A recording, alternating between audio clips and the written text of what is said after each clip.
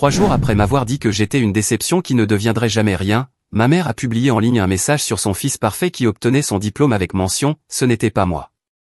Ensuite, elle m'a appelé pour dire qu'on organisait une énorme fête pour lui et que je devais payer le traiteur, $2000 à verser immédiatement.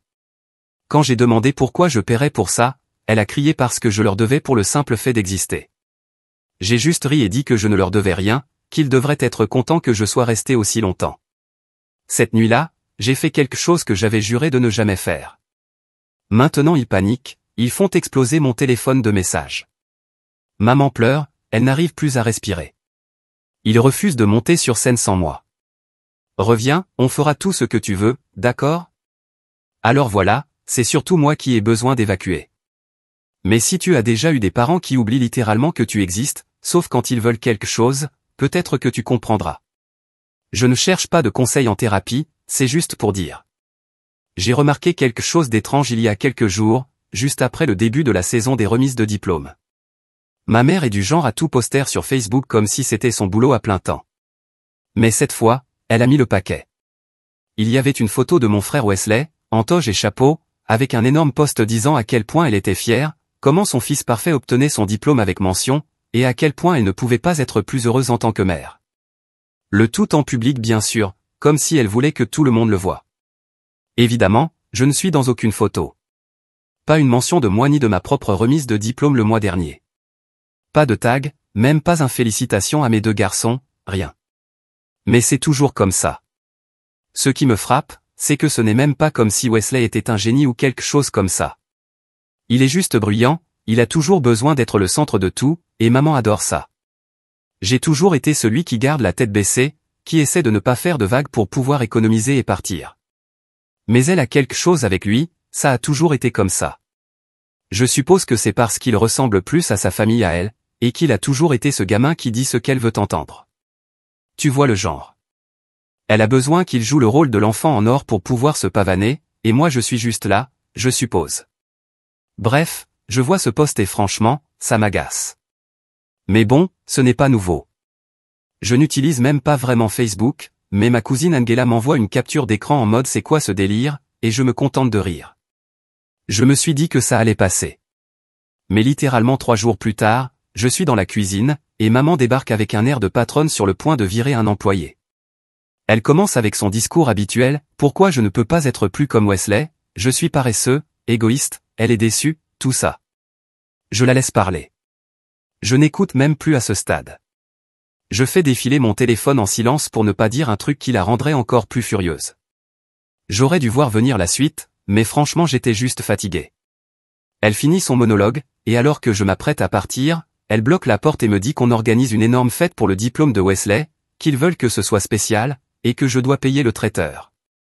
Elle ne demande pas, elle l'annonce comme une évidence, genre bien sûr que je vais sortir 2000 pour de la bouffe à une fête à laquelle je ne suis même pas invité. Je ris et je lui demande de quoi elle parle, pourquoi je paierais pour ça. Et elle hurle littéralement que je leur dois ça pour exister, comme si c'était un truc que quelqu'un peut vraiment dire. Même pas honteuse. Elle était juste en colère que je ne lui tende pas déjà ma carte bancaire. À ce moment-là, c'est comme si quelque chose s'était brisé dans ma tête. J'ai supporté ça pendant des années, qu'elle me traite comme un fardeau, comme si j'étais un obstacle, comme si rien de ce que je fais n'était jamais assez. Je paie un loyer, je règle mes propres factures, je mange à peine leur nourriture, je fais ma lessive, je cours même faire des courses pour elle la moitié du temps. Mais apparemment, ce n'est pas suffisant. Je suis censé juste signer un chèque de 2000 pour que Wesley ait sa journée et qu'elle puisse publier encore plus de photos de mère fière. C'est toujours Wesley, toujours. Je lui dis que je ne paierai pas, elle crie encore plus fort. Mon père arrive et fait comme d'habitude, il reste là, immobile, et me dit d'arrêter de compliquer les choses. Il ne prend jamais vraiment parti, mais il la soutient toujours pour garder la paix. Je ne perds même pas mon temps à lui répondre. Aucun intérêt.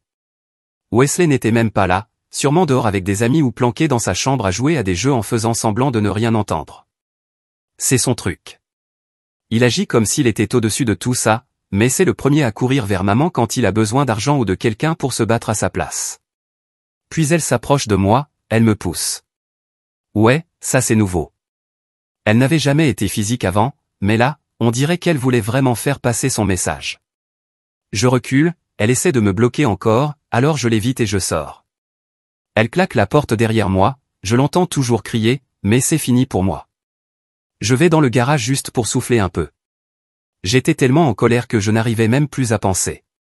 Je suppose que je m'y attendais un peu, mais quand ça arrive vraiment, ça te fout quand même une claque. Quelques heures plus tard, le groupe de discussion familiale explose.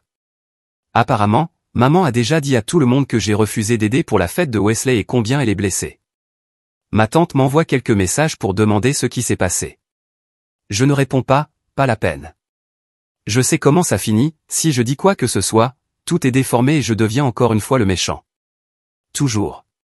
Puis, même pas un jour après, elle m'appelle au travail. Elle dit qu'elle a besoin de l'argent immédiatement, que le traiteur a besoin d'un acompte, et qu'elle leur a déjà donné mon nom, donc c'est ma faute si tout est annulé. Je lui répète que je ne paierai pas, et là elle pète un câble, hurle pour de vrai cette fois, dit que je suis ingrat, un raté, que je leur dois pour avoir supporté ma présence toutes ces années. J'en suis pas fier, mais j'ai ri. J'ai juste ri et dit que je ne leur devais rien, qu'ils devraient être contents que je sois resté aussi longtemps. Elle m'a raccroché au nez. Je rentre à la maison, silence total. Papa ne me regarde même pas, maman est dans sa chambre à claquer des tiroirs.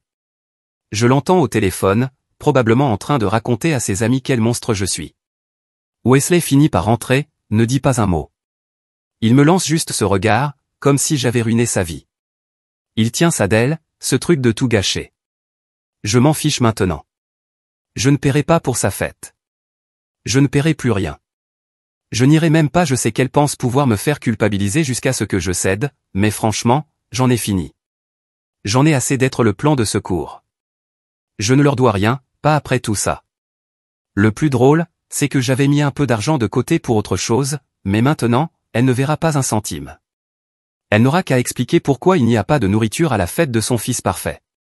Je ne viendrai pas la sauver cette fois. Même s'ils me foutent dehors, je m'en fiche. Je ne les laisserai plus me piétiner. S'ils veulent la guerre, très bien. Je sais jouer à ce jeu et cette fois, ce ne sera pas moi qui perdrai. La suite, je te raconterai ce qui s'est passé quand les choses ont vraiment commencé à déraper. Disons juste que la grande journée de maman ne s'est pas déroulée comme elle l'espérait. Mise à jour 1, donc après le fameux tu nous dois pour exister, je pensais qu'ils allaient simplement ruminer un moment et me laisser tranquille, comme d'habitude. Je garde la tête baissée, j'écoute de la musique, je me tiens à l'écart et je les laisse se calmer. Mais cette fois non.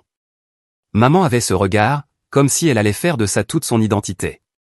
Le lendemain matin, je fais juste un bagel et elle entre, déjà au téléphone, parlant super fort sur le fait que certaines personnes ne savent pas apprécier leur famille. J'essaie de ne pas réagir, mais elle me jette des regards comme si elle cherchait une bagarre. Je vais prendre ma douche et en sortant, j'ai genre 10 appels manqués sur mon téléphone. Tous les appels venaient d'un numéro que je ne connaissais pas, il s'est avéré qu'elle avait donné mon numéro au traiteur malgré tout. Maintenant, il m'envoie des textos au sujet de ma commande confirmée et réclame un acompte. Honnêtement, je ne suis même pas surpris, juste agacé. Je fais une capture d'écran, je la lui envoie et je lui dis de régler ça elle-même. Elle laisse le message en vue. Je crois qu'elle pensait que j'allais paniquer et payer pour que ça disparaisse, mais je ne suis pas aussi prévisible. Environ 1 heure plus tard, papa rentre à la maison et commence à faire du bruit, il claque les tiroirs, marche fort. Il ne me parle quasiment jamais, sauf quand quelque chose est cassé ou qu'il a besoin d'aide pour déplacer un meuble. Mais cette fois, il m'appelle dans le salon et me dit que je manque de respect à la famille et que je dois me comporter en homme. Il dit que si je ne vais pas payer pour la fête, peut-être que je ne devrais plus vivre ici, qu'il est temps que je me débrouille tout seul. Je le regarde sans rien dire. Je sais qu'il ne fait que répéter ce que maman a dit. Il fait toujours ça, il joue les durs mais ne me mettra jamais vraiment à la porte parce qu'il sait que ça ferait mauvaise impression auprès de ses amis. Malgré tout, je ne réponds pas, il se lève, marmonne que je dépasse les bornes, et s'en va. Je l'entends crier dans le garage, probablement après son téléphone. Maman revient et recommence. Elle dit qu'elle n'a jamais été aussi déçue, que je suis en train de ruiner la grande journée de mon frère, que tout ce qu'elle voulait, c'était que la famille ait l'air bien devant les autres. Elle a une obsession avec les apparences, comme si elle avait besoin que tout le monde en ligne pense qu'elle est la meilleure mère du monde, et organiser la fête parfaite pour Wesley, c'est sa grande occasion. Elle dit qu'elle a déjà invité la moitié du quartier et des gens de l'église, et que si tout s'écroule, ce sera entièrement ma faute. Elle se met juste devant moi, tente de me pousser encore une fois. Je fais un pas de côté et elle se cogne à la table. Puis elle me dit que je ne suis pas autorisé à venir à la fête si je ne participe pas. Je lui réponds simplement que je n'avais de toute façon pas prévu d'y aller. Honnêtement, à ce stade, je ne suis même plus blessé, juste furieux. Vraiment furieux. Je ne peux même pas faire défiler mon téléphone sans recevoir encore plus de textos de la famille, ma tante, ma cousine, même une vieille amie de la famille que je n'ai pas vue depuis des années. Tous me demandent ce qu'il se passe, pourquoi je suis si difficile. Je sais exactement qui leur raconte des histoires. Je leur réponds en envoyant juste les captures d'écran, les messages du traiteur et les derniers textos de maman, rien d'autre. Je n'essaie pas de me faire bien voir, juste de montrer que je n'invente rien. Certains me croient, d'autres non. Ma cousine m'envoie juste un « MDR », typique Janice, ce qui est plutôt juste. Je vais dans ma chambre et je reste assis là à réfléchir. Pourquoi est-ce que je laisse ça continuer encore et encore? Si je ne dis rien, il gagne. Si je réponds, je passe pour le méchant. Alors très bien, je serai le méchant. Je commence à penser à toutes les façons dont cette fête pourrait mal tourner, pas seulement en refusant de payer. Je ne vais rien faire d'illégal, évidemment, mais je n'ai pas non plus à leur faciliter la tâche. La première chose que je fais, c'est appeler le traiteur moi-même. Je leur dis qu'il y a un problème de paiement, que je n'ai rien autorisé sous mon nom, et que s'ils ne reçoivent pas d'acompte de la part de Janice, ils devraient probablement annuler. La femme au téléphone essaie de faire comme si ce n'était pas grave, mais je sens bien qu'elle est stressée. Je raccroche et je me sens déjà mieux. Ensuite, je découvre que maman m'a aussi mis comme contact pour le pâtissier. Alors je les appelle et je leur dis la même chose, je n'ai jamais donné mon accord pour quoi que ce soit, ils doivent s'adresser à elle, pas à moi. Ils me disent d'accord. Mais maintenant, elle reçoit une avalanche d'appels de prestataires complètement perdus. Elle débarque dans ma chambre, furieuse, et essaie carrément de m'arracher mon téléphone des mains. Je le retire et elle me gifle l'avant-bras. Pas fort, mais assez pour montrer qu'elle veut avoir le dernier mot. Je la regarde simplement et je lui dis, tu ne peux pas me forcer à payer pour ton fantasme. Elle sort en trombe, claque la porte si fort que le miroir tremble. Plus tard dans la soirée, je suis assis dans la cuisine, et Wesley finit enfin par se montrer. Il agit comme si de rien n'était, tout détendu, mais il regarde maman, puis moi, comme s'il attendait de voir qui va exploser en premier. Il prend une assiette de nourriture et s'assied aussi loin de moi que possible. Maman est sur son téléphone à envoyer des textos non-stop. Papa regarde un match ou un truc du genre, mais clairement il n'y prête pas attention. Personne ne dit rien pendant un bon moment. Puis maman se lève et dit que si cette fête tombe à l'eau, elle fera en sorte que tout le monde sache que c'est à cause de moi. Elle dit que je ne mérite pas de faire partie de cette famille si je ne suis pas prêt à aider. Je lui réponds juste, cool, alors arrête d'utiliser mon nom pour des trucs que tu veux que je paie. Elle s'approche et essaie de me faire sortir de ma chaise. Je ne bouge pas, elle abandonne et va dans sa chambre. Papa me dit que je devrais m'excuser. Je lui dis de s'occuper de ses affaires. Il se lève et part aussi. Je passe le reste de la soirée à transférer encore plus de ces textos de manipulation émotionnelle dans le groupe familial. Je n'ajoute même pas de commentaires, juste des captures d'écran. Les gens commencent à se disputer dans le chat, certains disent qu'elle est injuste, d'autres que je devrais simplement aider pour une fois. J'arrête de lire au bout d'un moment. Je n'essaie pas de convaincre qui que ce soit. Je veux juste qu'ils voient qui elle est vraiment. À la fin de la nuit, maman publie un autre statut Facebook à propos de trahison venant de l'intérieur et comment la famille n'est pas toujours ce qu'elle semble être. Je ne prends même pas la peine de lire les commentaires. Je sais comment ça va se passer. Elle va amplifier le drame jusqu'à ce que les gens finissent par prendre son parti par pitié. Mais maintenant, elle doit gérer un sacré bazar avec les prestataires, et je ne lèverai pas le petit doigt. Je sais que ce n'est pas fini. Elle va continuer à me pousser, papa va continuer à me menacer, Wesley va continuer à faire comme s'il était au-dessus de tout ça. Mais pour une fois, je ne vais pas céder. Si elle veut faire de ça une guerre, très bien. Ce n'est pas moi qui l'ai commencé, mais je m'assurerai que ce soit moi qui la termine. Les choses commencent vraiment à se détraquer à partir de maintenant. Elle pense que j'ai dit mon dernier mot? Non. Je ne fais que commencer. Mise à jour 2, je pensais qu'après que j'ai été clair sur le fait que je ne paierais pas, peut-être que maman allait abandonner et faire avec. Pas du tout. Au contraire, elle est devenue encore plus bruyante, littéralement. Le lendemain matin, elle est dans le couloir au téléphone avec Rocco, mon père qui est au travail, mais elle parle très fort exprès pour que j'entende, comment je suis en train de détruire la famille, comment elle ne se remettra jamais d'un tel manque de respect, comme si j'étais un méchant tout droit sorti d'un feuilleton. Peu importe. Ce qui était bizarre, c'est que Wesley était déjà levé, ce qui n'arrive presque jamais. Il était dans la cuisine sur son téléphone, l'air un peu stressé même s'il faisait semblant de faire défiler des mèmes. Je n'ai rien dit, mais c'était étrange. D'habitude, il agit comme si rien de tout ça ne le concernait. Mais maintenant, c'est son nom qui est en jeu, pas le mien. Apparemment, c'est ce qu'il faut pour qu'il commence à s'en soucier. Puis les appels ont recommencé. D'abord le pâtissier, puis un gars de la salle de réception, tous deux demandant si je confirme les paiements ou si Janice s'en occupe. Je dis simplement de lui parler à elle, je ne suis pas impliqué. Je l'entends dans la pièce d'un accent grave côté hurler au téléphone, puis crier sur papa, puis revenir au téléphone. Je reçois des textos de ma tante, du genre « Est-ce que je ne pourrais pas juste payer cette fois pour que tout se passe bien ?» Je lui envoie les captures d'écran, comme d'habitude. Elle répond avec un « Waouh », elle ne savait pas que c'était à ce point. Je ne sais pas si tu as déjà vu un groupe de famille exploser, mais le nôtre, c'est juste des gens qui s'engueulent par message. À ce stade, certains cousins disent que maman dramatise trop, d'autres disent que la famille, c'est la famille, qu'on devrait juste aider. Je ne me dispute avec personne. Je balance juste les captures et je mets le groupe en sourdine. Ce n'est pas à propos d'eux, c'est à propos de moi qui en ai marre de me faire marcher dessus. Je ne suis même pas en colère contre les autres, juste lassé. Maman tente une nouvelle tactique. Plus tard, elle vient dans ma chambre, ferme la porte derrière elle, s'assied sur mon lit. Elle essaie d'être douce. Elle dit qu'elle veut juste ce qu'il y a de mieux pour tout le monde, qu'elle est sous pression. Elle me dit qu'elle sait que je ne suis pas comme Wesley, et que c'est pas grave, mais que j'ai besoin d'aider pour le bien de la famille. Je secoue la tête et je lui dis que ce n'est pas possible. Elle demande si je peux au moins écrire un chèque pour la moitié. Je dis non. Elle se lève, se frappe la cuisse, pas moi cette fois, et sort en claquant la porte si fort que mes affaires sur la commode tremblent. Alors elle passe au plan C et elle relance papa. Maintenant il me texte depuis le boulot, disant que si je ne m'excuse pas et n'aide pas, il va falloir que je commence à chercher un autre endroit où vivre.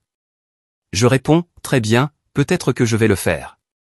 Je crois qu'il ne s'attendait pas à ce que je prenne sa menace au sérieux, parce que quelques minutes plus tard, il envoie un second texto qui dit juste « On en parle ce soir ». Je l'ignore. Vers midi, maman débarque dans la cuisine en criant que le traiteur menace d'annuler s'ils ne reçoivent pas d'acompte. Elle dit que j'ai tout gâché en m'en mêlant, et que tout le monde saura que c'est ma faute. Je lui répète que je ne paierai pas et que je ne viendrai pas à sa fausse fête. Elle essaie de me contourner pour attraper mon téléphone sur le comptoir. Je le prends avant elle. Elle me gifle la main et me dit de ne pas l'humilier. Je lui réponds qu'elle s'en charge très bien toute seule. Wesley finit par intervenir. Il sort de sa chambre, tout dramatique, comme s'il nous faisait une faveur. Il dit que je devrais juste payer, que si j'ai l'argent, ce n'est pas un gros problème, et que je fais pleurer maman pour rien. Je lui dis de payer sa propre fête, puisque maintenant c'est lui la vedette.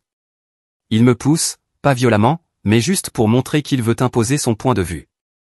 Je le repousse. Maman nous hurle dessus à tous les deux d'arrêter, puis elle donne un coup de pied dans une chaise. Je quitte simplement la cuisine. Ce soir-là, j'en ai fini avec eux. Je prépare un sac, juste au cas où, j'envoie un message à quelques amis pour voir si je peux squatter quelque part si besoin. Je ne suis même pas inquiet, juste fatigué de tout ça. J'entends maman au téléphone avec sa sœur, en pleurs, disant que j'ai ruiné la remise de diplôme de Wesley et qu'elle ne s'est jamais sentie aussi trahie. Je l'entends dire, je ne sais pas ce qu'il attend de nous, on lui a tout donné. J'ai rigolé tout seul, tout sauf du respect. Le meilleur dans tout ça, c'est que le groupe de famille est maintenant hors de contrôle. Certains membres demandent pourquoi je suis puni pour ne pas avoir payé, d'autres disent qu'ils ne viendront pas s'il y a des tensions familiales. Tout part en vrille. Je vois maman faire défiler Facebook et supprimer des commentaires sous son post sur Wesley, sûrement parce que des gens demandent où je suis, pourquoi je ne suis pas sur les photos, pourquoi je ne suis même pas mentionné. Elle essaie de garder son histoire cohérente, mais elle n'est pas douée pour ça. Le lendemain est censé être le jour des préparatifs. À la place, la maison est un désastre. Maman est au téléphone en continu, papa est dehors à faire semblant de réparer un truc, Wesley boude dans sa chambre. J'entends maman recommencer à pleurer, disant qu'elle n'arrive plus à respirer et que personne ne l'aide. Je ne fais rien. Je sors juste prendre un café. Je reçois un texto de Wesley la première fois depuis des mois qu'il m'écrit en premier en me demandant si je veux bien venir à la fête, même sans payer, juste pour maintenir la paix. Je laisse le message en vue. Je ne le ferai pas même pas pour lui. Puis maman tente un dernier truc. Elle dit que si je ne l'aide pas, elle dira à tout le monde que j'ai volé à la famille. C'est complètement fou. Je paie un loyer, j'achète mes propres affaires. Je lui dis juste, vas-y, raconte ça, on verra qui te croit. Je m'en fiche, vraiment. Au dîner, personne ne parle. Maman prépare un truc pour elle toute seule et laisse la vaisselle, papa mange devant la télé, Wesley réchauffe un plat et retourne dans sa chambre. Moi, je mange dans le garage. J'entends des cris plus tard, mais je ne les écoute même plus. Ce qui est fou, c'est que pour la première fois, je ne me sens pas coupable. Je me sens juste libéré. Vraiment libéré. La dernière chose qui se passe avant que je me couche, c'est que maman vient à ma porte. Elle frappe. Je ne réponds pas, elle l'ouvre quand même, reste là quelques secondes, dit, j'espère que tu es content maintenant. Je réponds, non. Mais je le serai. Elle claque la porte et s'en va. Donc voilà. Tout s'effondre. Et je ne fais rien pour arranger les choses. Je le pensais quand j'ai dit que je ne céderai pas, je ne vais pas à cette fête. Je ne paie pas, je ne vais pas les sauver du chaos qu'ils ont créé. S'ils veulent voir ce qui se passe quand on pousse quelqu'un trop loin, très bien, voyons ça. La prochaine partie, je te raconterai ce qui s'est vraiment passé la veille de la fête, et pourquoi ils ont commencé à faire exploser mon téléphone comme si la maison était en feu. J'ai finalement fait quelque chose que j'avais juré de ne jamais faire. Reste à l'écoute, mise à jour finale à venir. Bon, voilà comment ça s'est passé. Et j'arrive toujours pas à croire qu'ils ne l'aient pas vu venir. Sérieusement. Ils ont fait les choquer, comme si j'étais incapable de me défendre. Mais à un moment donné, on en a juste marre de bouffer de la merde, non? Donc c'est la veille de la fête. Toute la maison est tendue. Je vois à peine Wesley de l'après-midi. J'entends juste ses pas bruyants à l'étage, la porte qui claque chaque fois que quelqu'un passe devant. Maman est dans la cuisine, en haut-parleur avec sa sœur, en train de pleurer qu'elle ne comprend pas ce qui s'est passé, que personne ne la respecte. Papa est dehors, à faire semblant de jardiner, dans le noir. Ce qui est franchement bizarre, mais peu importe. Moi, je suis dans ma chambre à faire mon sac. Juste les essentiels, rien de dramatique. Je ne fuis pas, je reste juste pas pour le spectacle. Voilà le truc, je m'étais toujours dit que je tiendrais le coup pour économiser, que je supporterais leur drame jusqu'à pouvoir me payer un appart correct, pas une boîte à chaussures. Mais après tout ça, j'ai compris que je préférais dormir sur des canapés que de me sentir comme de la merde chez moi. Donc ouais, j'ai finalement fait ce que je m'étais promis de ne jamais faire, je suis parti. Pas de sortie théâtrale, pas de cris, pas de porte claquée. Juste, je suis parti. Et j'ai laissé un petit cadeau d'adieu. Avant de partir, j'ai imprimé les textos que maman m'avait envoyés à propos de la fête, les manipulations, le fameux tu nous dois pour exister. J'ai rien ajouté, pas de commentaires. Juste des captures imprimées et mises dans des enveloppes, une pour elle, une glissée dans le tiroir à chaussettes de papa, et une sous la porte de Wesley. J'ai aussi mis une photo des enveloppes dans le groupe familial avec ce message, je me casse, demandez à Janice pourquoi. Puis j'ai bloqué maman, papa et Wesley sur mon téléphone. Pas pour toujours, juste jusqu'à ce que la fête soit terminée. Je sais, ça peut paraître mesquin, mais honnêtement, ils l'ont cherché. J'ai envoyé un message à mon pote Rocco, pas mon père, un autre Rocco, pour lui demander si je pouvais squatter son canapé pour la nuit. Il a juste répondu t'es toujours le bienvenu frérot. Alors j'ai pris mon sac, je suis sorti par le garage, et je me suis barré. Personne ne m'a arrêté, personne n'a même remarqué que j'étais parti. Quand je suis arrivé chez Rocco, il m'a filé une bière, il m'a même pas posé de questions. On a mis une émission débile à la télé et on a traîné comme si de rien n'était. Le seul truc bizarre, c'était mon téléphone qui vibrait en continu, le groupe familial, des messages Facebook, même quelques appels de numéros inconnus. J'ai rien regardé au début. J'ai juste laissé passer. Le lendemain matin, je me réveille avec une quarantaine d'appels manqués et un mur de textos non lus. Le premier qui m'a vraiment fait rire, c'était un message de ma tante, ta mère est en larmes, elle n'arrive plus à respirer, tu dois rentrer. Puis un autre de Wesley, je peux pas faire ça sans toi, s'il te plaît viens à la fête, je ne monterai pas sur scène tout seul. Et enfin papa, reviens, on fera tout, répare ça. Ah donc maintenant, ils veulent négocier? Non merci. Ma cousine Angela, celle qui est cool, probablement la seule vraiment lucide dans la famille, m'a dit que la fête avait été un fiasco total. Le traiteur n'a jamais été payé, donc ils ont annulé. La moitié des décorations ne sont jamais arrivées, parce que mon nom était sur la commande et que maman n'a jamais corrigé ça. Des invités sont venus puis repartis en voyant qu'il n'y avait pas de nourriture. Apparemment, maman a passé la plupart de la fête à pleurer dans la salle de bain, disant qu'elle n'arrivait plus à respirer. Papa a essayé de faire bonne figure, mais il était juste en colère tout le temps. Et Wesley? Apparemment, il a refusé de monter sur scène pour son petit discours d'honneur tant que je n'étais pas là. Il a dit qu'il ne le ferait pas sans son frère. Je dois avouer que cette partie m'a un peu surpris. Pas assez pour revenir, mais quand même. Le meilleur, c'était les textos. J'ai fini par les faire défiler plus tard dans la soirée, et c'était du pur chaos. Maman disait que j'avais humilié la famille, papa disait que je détruisais tout ce pour quoi ils avaient travaillé, Wesley me suppliait de venir, allant jusqu'à proposer de partager les frais si je me présentais. Ils ont même tenté la carte émotion, fais-le pour mamie, elle est bouleversée Ange, j'ai eu un petit pincement pour mamie, mais elle m'a aussi envoyé un message disant qu'elle comprenait pourquoi j'étais parti. Donc apparemment, elle ne gobe pas non plus tout ce cinéma. Les voisins ont commencé à poser des questions. Maman a essayé de faire croire que c'était le traiteur qui s'était planté, mais assez de gens avaient vu les captures dans le groupe familial pour que personne n'y croie. J'ai même pas eu besoin de dire quoi que ce soit. J'ai juste enfin cessé de me mettre en travers du désastre, et je les ai laissés en gérer les conséquences. À la fin du week-end, j'ai reçu un dernier texto de maman, tu as fait passer ton message. J'ai simplement répondu, ouais, je l'ai fait. Et j'en suis resté là. Voilà. J'avais dit que je partirais jamais comme ça. Mais je l'ai fait.